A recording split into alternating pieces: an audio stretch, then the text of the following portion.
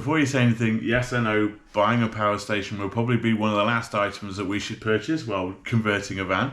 But as you know, Rose and I have been using the van out and about ever since we first purchased it. We started using it just with an inflatable mattress in the back, and then we've been exploring and travelling and trying out different things in the van, bed heights, etc. before we got into the full conversion. This has meant that the downside to that though has been we've struggled with charging camera equipment and just electrical items and using things in general. So we have purchased this Bluetti power station. It's the AC 180. We will be using it, trying it out, doing some reviews on it. We've been out with it one weekend already, and I gotta say, it's been an absolute game changer. Even though we haven't got the van converted yet, and we're only just in the early stages now of properly converting it, just having this power station and having that much power to hand has been, like I say, an absolute game changer. Just having accessibility to that much power all the time. It's just been amazing. And there is one extra item that we purchased as well. We also purchased this, which is the Bluetti Charger, which means as well as being able to charge it from the solar panels, which eventually we'll be putting in there, or we can take the station away and plug it into a normal plug socket somewhere, or you can get to a site and charge it up. This also gives the ability to charge directly from the alternator through the battery. So yeah, I need to figure this out as we go, but basically this end would just plug directly into the power station. This end we have minus and plus leads plug into this end, with the opposite end connecting directly onto the battery. But being as it's a Ford Transit, we don't have the battery here. The battery actually sits under the seat in the front. So there is a live connector at this end, and I believe I can just plug the minus into one of the points at the back on one of the bolts on the back here for earthing it. So yeah, I'm going to give that a go, and fingers crossed nothing blows up. But also it does have a trip switch and fuse at this point here, so hopefully if anything does go wrong, it doesn't go through to the power station and cause any issues. Fingers crossed.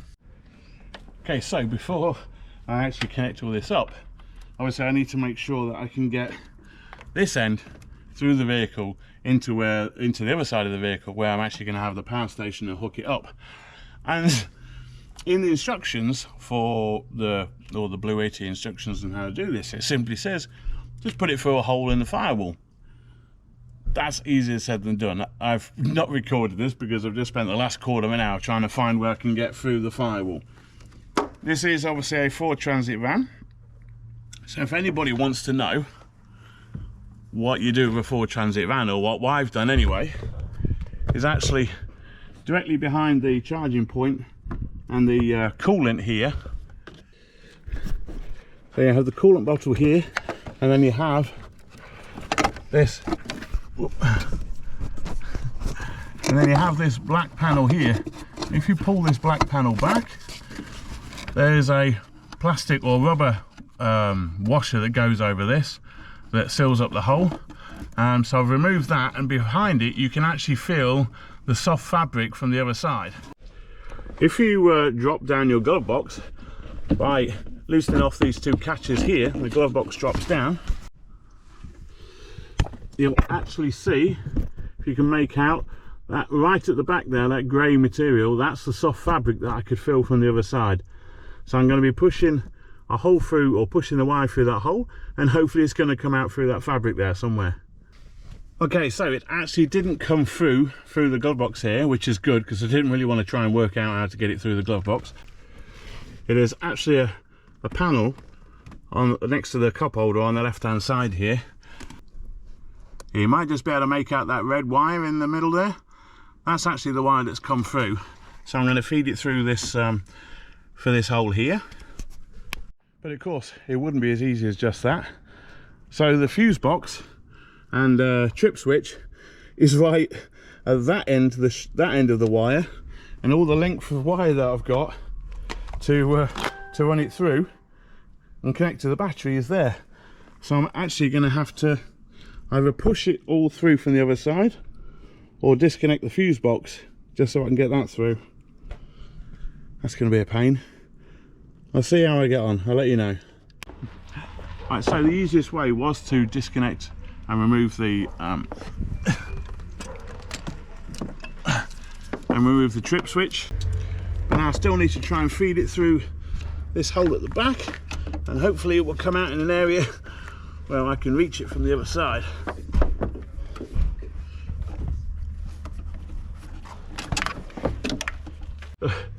Right, so after a lot of playing around and my hands not really being big enough to get through there, I finally managed to get them through. But yeah, that is a bit of a ball ache to say the least. And you can see all the wiring that's in here as well that you have to get it through. But with a Ford Transit, I do think that's the easiest way through. So another important fact to note, if you're trying to connect one of these to a Ford Transit, is because they have these charging points, because the battery actually isn't here, there are two bolts, as you can see here. One is the main, and one is for which can be used for smaller current. You really want to be connected up to the main one, but the rings on these go great over the one at the back, the second one, but over the main they're just slightly too small to go over. So that's going to need some adapting as well. This is not as easy as I thought it was going to be.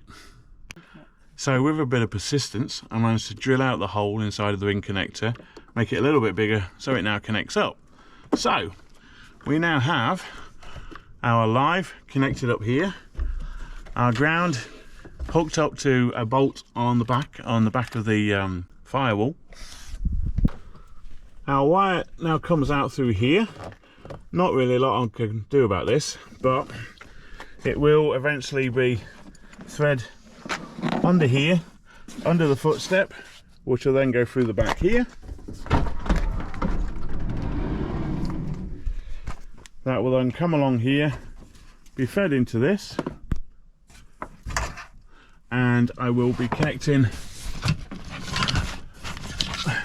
the charger one next onto the wall panel at the back there. So that's next steps. Be right back.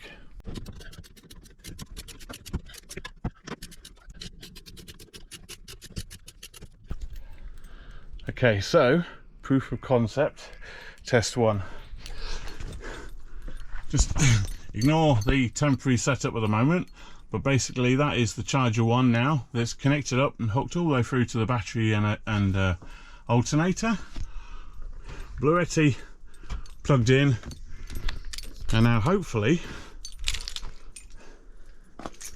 when Rose starts the engine we should be receiving some charge on the screen here.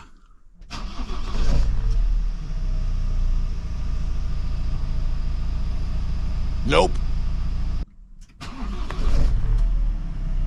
Nope. Still nothing. Okay, so no success at the moment with receiving charging, but looking up through various suggestions and settings, it looks like I might need to change the settings for the power station in the app so that it's set to PV mode and not car mode, because charging from DC to DC requires higher voltage. So that's going to be our next step. I'll keep you updated. Nope. Okay, so after a lot, and I mean a lot of playing around and messing around, turns out my ground wire wasn't connected properly. Just had some paint on it, so it wasn't getting a proper metal to metal connection. But finally, we have charge from alternator. Yay! Finally!